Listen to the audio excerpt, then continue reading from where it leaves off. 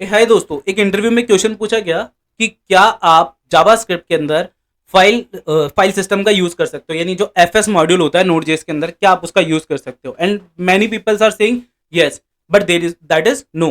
Actually JavaScript हम front end पे काम करने के लिए यूज लेते हैं ना। अब वहां पर हम लोगों को कोई फाइल राइट तो करानी नहीं है, क्योंकि फाइल तो हमारी कहाँ राइट होगी, हमारी सर्वर के ऊपर राइट होगी, और वहां पर सर्वर से हम इंटरेक्शन कर नहीं रहे। सो दैट केस वो तो हम वहां पे कर नहीं सकते, क्योंकि जावास्क्रिप्ट से अगर आपको सिस्टम लाइक बैकएंड को कुछ कनेक्टिविटी करनी है तो आप एजेक्स का यूज करते हो। तो दैट इन द केस आप ऑलरेडी क्या करते हो, सर्वर की तरफ इंटरेक्शन करते हो, और वहां पर जो भी कोड लिखते हो आप, वो बेसिकली जावास्क्रिप्ट में ना लिखकर क्या करते हो, जो भी आपकी बैकएंड की लैंग्वेज होती है वहां पे, जो सपोर्टिव लैंग्वेज के रूप में जावास्क्रिप्ट या जेकेरी वहां काम कर रही होती है, और जो आपकी बैकएंड की लैंग्वेज होगी लाइक पाइथन, जावा या फिर पीएचपी, उससे आप फाइल राइट करते हो। बट यहीं पर अगर आप नोड.जेएस की बात करें तो नोड.जेएस क्या करती है, आपको सर्वर साइड है ना चीजें करने में मदद करती है। सर्वर साइड चीजें, अगर आपको कोड लिखना है जावास्क्रिप्ट का, तो हम लोग एक्चुअल में नोड.जेएस का यूज करते हैं, जो कि हमें एक क्या करता है, जावास्क्रिप्ट का रन टाइम एनवायरनमेंट प्रोवाइड कराता है। अब नोड.जेएस के अंदर एक मॉड्यूल होता है एफएस, ठीक है, फाइल सिस्टम मॉड्यूल। तो बेसिकली ये पूछा जाता है हमेशा, इस क्वेश्चन को याद रखिएगा, आप लोग अगर इंटरव्यू देने जाओगे तो पूछा जाएगा कि क्या जावास्क्रिप्ट के अंदर फाइल सिस्टम यूज कर सकते हो, आपको कहना है नहीं। एक नेक्स्ट क्वेश्चन आप लोगों से हमेशा पूछा जाता है कि ये जो डॉट स्लैश हम लोग यहाँ पे लिखते हैं, यहाँ पे डॉट स्लैश का मतलब क्या होता है? And 90% peoples are fail, they are don't know what is the mean of dot slash. तो डॉट स्लैश का मतलब होता है करंट डायरेक्टली। ऐसे ही अगर हमने ये लिख दिया तो वन डायरेक्टरी बैक हम चीजों से चले जाते हैं ना। तो अगर आप डॉट स्लैश लिखते हैं तो इसका मतलब ये कि करंट डायरेक्टरी में आपके एफएस नाम की फाइल होनी चाहिए। तो अभी हम क्या करना चाहते हैं, एफएस नाम की मेरी कोई फाइल नहीं है, मैं एक मॉड्यूल यूज करना चाहता हूँ जो कि इनबिल्ट मॉड्यूल है, किसका? नोड.जेएस का। तो नोड.जेएस का फाइल सिस्टम के लिए एक मॉड्यूल होता है एफएस, ठीक है, मैंने उसको एक वेरिएबल के अंदर स्टोर कर लिया। फिर लगभग चीजों में एक इंटरव्यू क्वेश्चन ये भी पूछ लिया जाता है कि what is the use of required. तो हम लोग क्या करते हैं, मॉड्यूल्स वगैरह को अपनी पर्टिकुलर फाइल के अंदर इंपोर्ट करने के लिए, है ना, क्या करते हैं वहां पर उसका हम रिक्वायर का यूज करते हैं। अब अगर आप लोग जावास्क्रिप्ट या ECMAScript 2016 के बाद में काम करोगे तो आपने देखा होगा हम लोग आजकल इंपोर्ट का यूज करने लगे हैं डायरेक्टली। पर पहले हम अपनी फाइल के अंदर किसी मॉड्यूल को इंक्लूड करना होता तो रिक्वायर का यूज करते थे। तो ये बेसिकली पूछा जाता है। इसके अलावा आपने file system dot require dot F और इसके आगे प्रॉमिस का भी यूज सुना होगा, जो हम आने वाले केसेस में समझेंगे। पर आज हम लोग बेसिकली फाइल सिस्टम के बारे में बात करने वाले हैं। तो बेसिकली फाइल सिस्टम के अंदर एक और चीज जो ज्यादा पूछी जाती है वो ये है, आज बेसिकली मैं आप लोगों से बेसिक फंक्शंस के बारे में बात करूंगा। तो सबसे पहले तो हम देखेंगे कि फाइल राइट कैसे करते हो। तो हम यहाँ पे लिखेंगे राइट फाइल। तो यहाँ पे देखो चार ऑप्शन आ रहे हैं मेरे पास में, write, write file, write file sync और राइट सिंक। तो राइट और राइट सिंक आज हम नहीं पढ़ेंगे, हम लोग पढ़ेंगे राइट फाइल और राइट फाइल सिंक। अब इसके अंदर आप लोगों से फिर ये क्वेश्चन पूछ लिया जाता है कि राइट फाइल और राइट फाइल सिंक में क्या डिफरेंस है।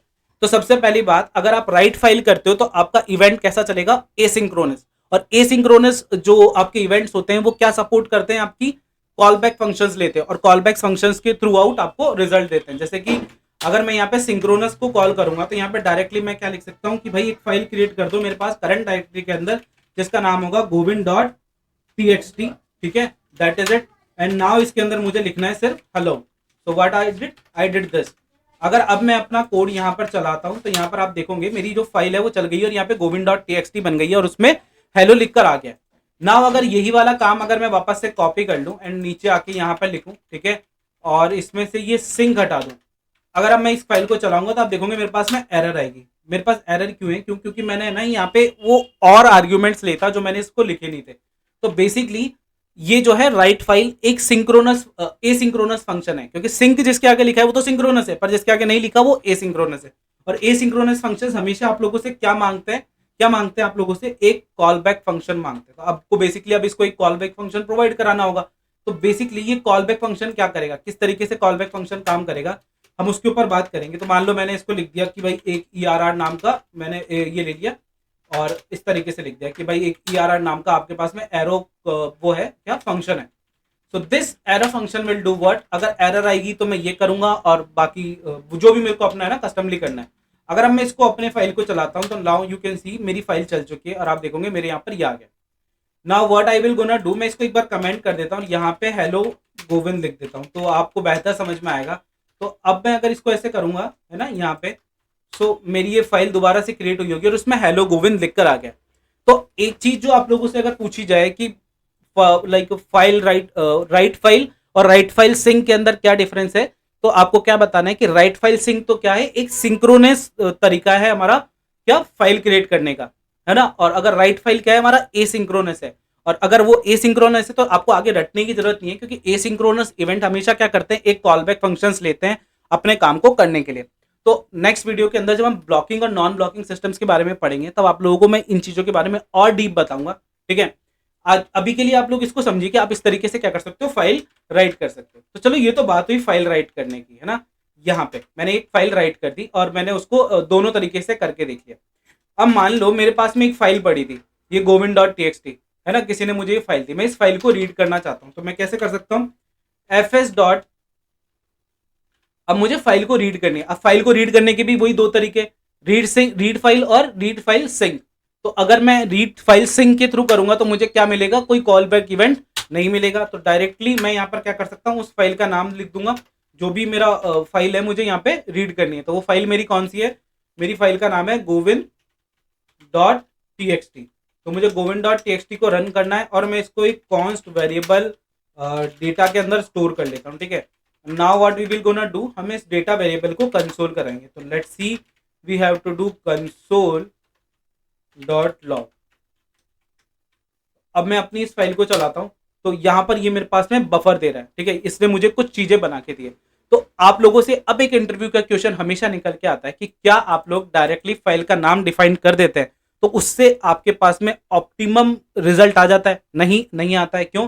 क्योंकि फाइल हमेशा कैसे रीड होती है, बफर में रीड होती है। तो अगर आप लोगों से कभी पूछा जाए कि जो फाइल सिस्टम फाइल्स को रीड करता है तो कैसे करता है, बफर रीड करता है। अब आपको फाइल को डिफाइन करना पड़ेगा कि भाई आप किस में एनकोड करना चाहते हो। तो मान लो मैं उसको UTF-8 के अंदर एनकोड करना चाहता हूँ, जो कि एक बेसिक स्टैंडर्ड है। तो अगर मैं इसमें करूंगा तो अब वो मुझे UTF-8 में एनकोड करके देगा। और अगर आप लोग HTML लिखते हैं तो HTML के अंदर हम लोग डायरेक्टली ऊपर लिख के देते हैं एनकोडेड UTF-8, है ना। हम लोग जो 4 सेट यूज करते हैं, ये सब कैरेक्टर सेट यूज करते हैं। तो इस तरीके से हम अपनी फाइल को रीड कर सकते हैं।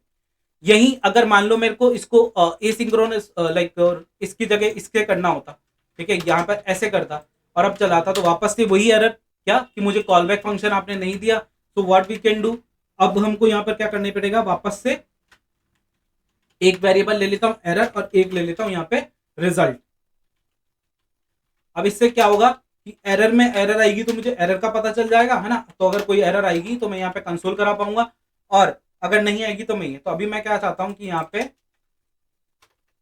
लिख दिया जैसे मैंने, if result then console dot log, मैंने ये करा दिया रिजल्ट।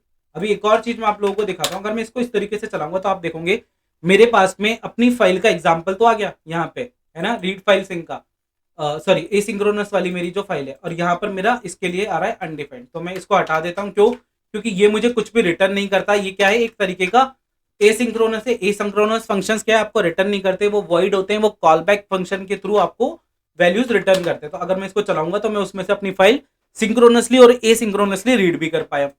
पर एक और चीज आप लोगों ने देखी होगी कि जैसा कि मैंने अभी आप लोगों से बोला कि अगर हम लोग क्या करते हैं, सर्वर के ऊपर डेली लॉग्स जनरेट करते हैं। तो अगर हम लोग इस तरीके से राइट फाइल सिंक और राइट फाइल करेंगे तो क्या होगा, एक टेक्स्ट के हमने एक टेक्स्ट लिखा और हर बार क्या हो रहा है, हमारा ये टेक्स्ट उस टेक्स्ट से रिप्लेस हो जाता है। तो ये तो हो रही है दिक्कत, क्योंकि इससे तो क्या होगा कि जैसे ही कोई नया यूजर आया तो पुराने वाले के लॉग्स मिट जाएंगे। इस चीज से बचने के लिए हम लोग क्या करते हैं, यहाँ पर एक अपेंड फाइल का ऑप्शन आता है। तो मैं यहाँ पे इसको कॉपी करता हूँ, यहाँ पे डायरेक्ट लिखता हूँ fs डॉट अपेंड फाइल और अपेंड फाइल सिंक। तो मान लो मेरे को अपेंड फाइल करना था, अपेंड फाइल मेरी कौन सी फाइल में मुझे अपेंड करना है, जैसे मेरी अभी करंट फाइल का नाम क्या है, Govind dot T x T. तो मैंने लिख दिया Govind dot T x T और मैंने इसमें कुछ ऐसा लिखना था, मैंने वही किया, यहाँ पर इसको चलाया। अब वापस से मैंने क्या किया है, एक एसिंक्रोनस फंक्शन को कॉल कर दिया। तो ये मुझे क्या बोल रहा है, भैया आपने गलती की है, आपने क्या नहीं लिया, एक कॉल बैक फंक्शन नहीं लिया, इसको एक कॉल बैक फंक्शन देना पड़ेगा। इसका नाम ERR मैंने इसमें एक वेरिएबल ले लिया, एंड दैट इज इट। अगर मैं इसको इस तरीके से चलाऊंगा, सॉरी मैंने अपना एरो फंक्शन तो लगाया नहीं, अब मुझे इसको इस तरीके से चलाना होगा। तो अब हमको इस तरीके से चलाएंगे इसको, तो हम यहाँ जाके देखेंगे तो आप कहोगे कि इसके आगे गोविंद, हमारा पहले ये लिखा हुआ था गोविंद तक का, और ये अभी हमने लिखा था वो यहाँ पे राइट हो गया। तो बेसिकली सर्वर लॉग्स क्या करते हैं, इस तरीके से फाइल अपेंड करते जाते हैं। अब आप इसको दोनों तरीके से कर सकते हो। अगर आपने यहाँ पे अपेंड फाइल सिंक का यूज किया होता तो आप यहाँ पर अगर इसको आप चलाते तो ये आपको एरर देता कि भाई यहाँ पर देखो मेरा ये जस्ट अ सेकेंड ओवरराइट कर दिया, है ना। यहाँ पर आ गए हमने अपेंड फाइल सिंक का यूज किया है। ठीक है, अब मैं यहाँ पर इसको चलाऊंगा अपनी इस फाइल को, तो मैंने उससे एक कॉल बैक फंक्शन की डिमांड की है और आप देखोगे कि ये मुझे एरर नहीं दे रहा। क्यों? आपने कॉल बैक फंक्शन दिया है but he is not using it. आपने कॉल बैक फंक्शन लगाया बट ये एक्चुअली उसको यूज नहीं कर रहा है। तो चलो यहाँ पे एक एरर के साथ में एक रिजल्ट भी ले लेते हैं ना। रिजल्ट लिया और मैं यहाँ पर अगर लिखूं कंसोल डॉट लॉग, और मैं आप लोगों को इसके ऊपर एक इंटरव्यू क्वेश्चन बताऊंगा जो मुझसे पूछा गया था। ठीक है, तो यहाँ पर मैंने इसको किया कंसोल डॉट लॉग। आप देख रहे हो मैंने अभी है ना यहाँ पे एक रिजल्ट नाम का वेरिएबल लिया था और मैंने उसको यहाँ पे कंसोल भी करा दिया है। यहाँ मेरी फाइल राइट भी हो गई। चलो मैं इसको एक बार हटा देता हूँ, है ना, तो आपको बेहतर समझ में आएगा। मैंने यहाँ पे कंसोल डॉट लॉग को अंदर करा रखा है ये, और मैंने इस फाइल को चलाया, मेरे पास में कोई कंसोल नहीं आ रहा है ना, और यहाँ पे सिर्फ मेरी फाइल राइट हुई है। तो अक्सर आप लोगों से पूछा जाता है क्या आप एक सिंक्रोनस इवेंट के अंदर कॉल बैक फंक्शन यूज कर रहे हो, तो वो कॉल बैक फंक्शन के अंदर अगर आपने एरर और रिजल्ट को प्रिंट कराया तो आपको ऑप्टिमम आंसर मिलता है? नहीं, आपको ऑप्टिमम आंसर नहीं मिलता सर। फाइल अपना काम कर देती है बट कॉल बैक फंक्शन उस पर्टिकुलर फंक्शन के साथ में क्या नहीं होता, लिंक ही नहीं होता। तो इवेंट लूप कभी भी उस पर्टिकुलर कॉल बैक फंक्शन को कॉल ही नहीं करता, है ना। तो ये चीज आप लोगों से पूछी जाती है एंड उसका आपको हमेशा याद रखना है। अब चलो ये बात तो हो गई हमारी कुछ बेसिक्स की, पर एक चीज और होती है हमारी सर्वर के ऊपर जिसको बोलते हैं हम सर्वर के स्टैटिक्स। जैसे कि कभी आप लोगों से बोल दिया जाए कि बोले यार ये फाइल कब जनरेट हुई, क्या हुई, तो हम लोग डायरेक्टरी में जाके देखते हैं, उसका नाम वगैरह ये देखते हैं, दैट वाज सो ओके ना। पर हम एक और तरीका यूज कर सकते हैं, दैट इज सर्वर स्टैटिक्स। हम सर्वर स्टैटिक्स देख सकते हैं ना। तो मेरे को मान लो सर्वर स्टैटिक्स देखना है, तो सर्वर स्टैटिक्स एफएक्स सिंक और state like stats file system sync, मैं ना अपने लाइक स्टैटिस्टिक्स को देखना चाहता हूँ। तो मान लो मैंने ना अपने ये वाले स्टैटिस्टिक्स देखने थे, मैंने इसको लगा दिया। तो मैं अगर इसको यहाँ से रिमूव कर देता हूँ, मैंने यहाँ पे किया, मेरे को इसको वेरिएबल में स्टोर कर देता हूँ कंसोल डॉट लॉग, या डायरेक्टली क्या करता हूँ उसको यहाँ से इसको कंसोल करा देता हूँ। Now I will do this. अब मेरे पास में देखो अपनी जो मेरी फाइल है उसकी स्टैटिस्टिक आ गई कि भाई फाइल का साइज क्या है, उसके अंदर कितना बफर पड़ा है, कितनी साइज फ्री पड़ी है, कितनी अवेलेबल पड़ी है, सारी चीजें मुझे फाइल के बारे में पता चल जाती है। तो इस तरीके से मैं अपनी फाइल की स्टैटिस्टिक्स देख सकता हूँ। चलो ये सारी चीजें तो है ना, मतलब बेसिक कॉमन चीजें हैं जो कि होती रहती है। पर एक जो बेसिक हमारे पास में चीज आती है वो आती है कि हमको एक फाइल को कॉपी करके दूसरी फाइल में डालना होता है। तो जैसे मान लो मैं यहाँ पे जाता हूँ, मैंने लिखा लॉरेम इप्सम, मैं इस लॉरेम इप्सम की वेबसाइट पे गया, यहाँ से एक टेक्स्ट कॉपी किया। अगर आप लोगों को नहीं पता है लॉरेम इप्सम क्या है, तो ये एक डमी कंटेंट जनरेटर वेबसाइट है। यहाँ से आकर आप एक डमी कंटेंट उठा सकते हो, ठीक है। और ये बेसिक लाइक बेसिक क्या बोलते हैं हमको इसको, क्या बोलते हैं हमारे को, बेसिक UTF-8 के अंदर लिखा हुआ होता है। तो अगर आप इसको अपनी फाइल में कहीं पे भी डालोगे तो ये अपने साथ में कुछ स्टाइलिंग कंटेन नहीं करता है। तो इसका बहुत फायदा होता है हमको। तो बेसिकली अगर आपको डमी टेक्स्ट चाहिए तो आप यहाँ से उठा सकते हो, दिस इज इट। अब मान लो मेरे को क्या करना है, अपनी एक फाइल है यहाँ पर, और जनरली मुझे बस क्या करना है,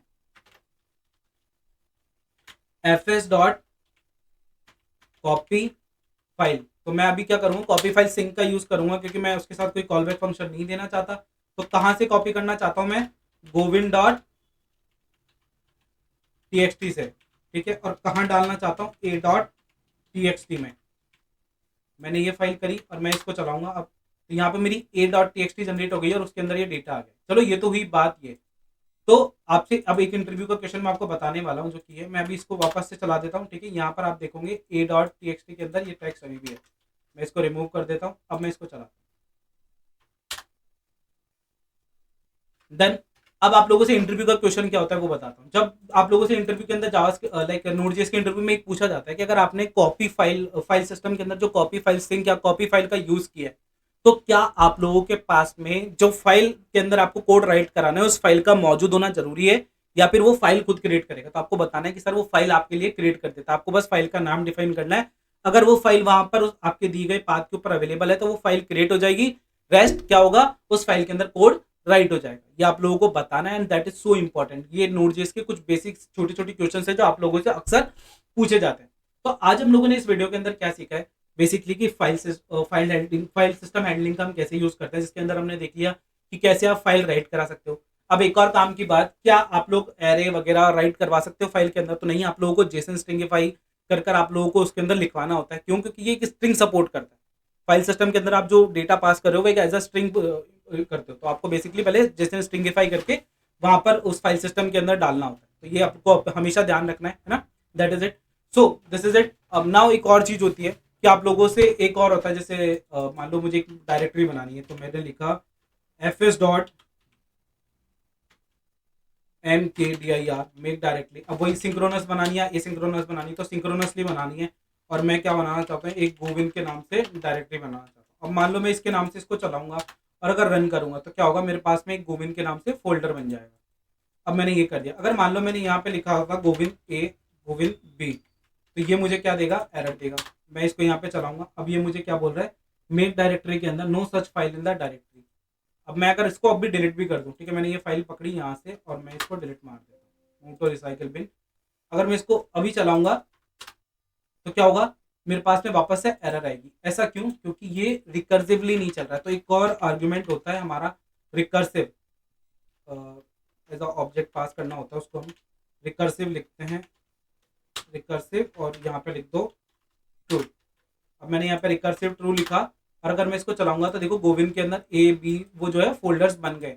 तो इस तरीके से आपको एक फोल्डर के अंदर फोल्ड एक सिंक्रोनसली बनाने है ना, फोल्डर के अंदर फोल्डर बनाने, तो आपको रिकर्सिव ट्रू करना है, ताकि क्या होगा, वही फंक्शन, ये वाला मेक डायरेक्टरी फंक्शन पहले गोविंद के नाम से फोल्डर बनाएगा, फिर ए के नाम से बनाएगा, फिर बी के नाम से बनाएगा।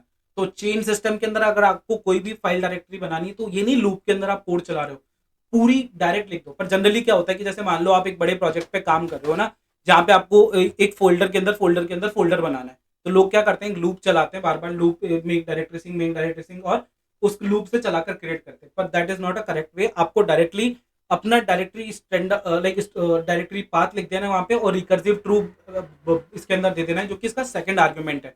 और उससे क्या होगा, आपका जो है रिकर्सिवली वो फंक्शन चलेगा और आपकी डायरेक्टरी क्रिएट हो जाएगी। तो आज हम लोगों ने डायरेक्टरी क्रिएट करना सीखा, कॉपी फाइल करना सीखा, हम लोगों ने सीखा कि कैसे फाइल राइट कराते हैं, और सिंक और असिंक, लाइक सिंक और राइट फाइल सिंक। हमने देखा कि काफी सारे फंक्शन है जिनके साथ सिंक लगा होता है और कुछ के साथ नहीं लिखा हुआ होता, तो उनमें क्या डिफरेंस है, ठीक है। जिनके साथ सिंक नहीं लिखा होता वो लोग क्या करते हैं, एक तरीके के एसिंक्रोनस फंक्शन होते हैं जो एक कॉल बैक आर्ग्यूमेंट रिसीव करते हैं। इसके अलावा डॉट स्लैश का क्या यूज होता है, इसके अलावा रिक्वायर का मतलब क्या होता है, एफएस सिस्टम को क्या हम जावास्क्रिप्ट में यूज कर सकते हैं, काफी सारी चीजों के ऊपर हमने बात की है। तो आई होप सो आपको ये वीडियो पसंद आया होगा। अगर वीडियो पसंद आए तो प्लीज लाइक, सब्सक्राइब, शेयर और करिएगा। इसके अलावा मैं आप लोगों से एक बात कहना चाहता हूँ, अगर आप लोग भी अपने जावास्क्रिप्ट के इंटरव्यू की प्रिपरेशन कर रहे हैं तो आप लोग क्या कर सकते हैं, मेरे चैनल के ऊपर मुझे कमेंट बॉक्स के अंदर लिख सकते हैं कि सर हम आपके चैनल पे एक इंटरव्यू देना चाहते हैं। तो हम लोग आपस में बैठ के एक इंटरव्यू कंडक्ट करेंगे, and that will be helpful to you also and for the other people who will watching it. So अगर आप लोग इंटरेस्टेड है तो प्लीज मुझे डीएम करेगा। आज के लिए इतना ही। जय हिंद, जय भारत।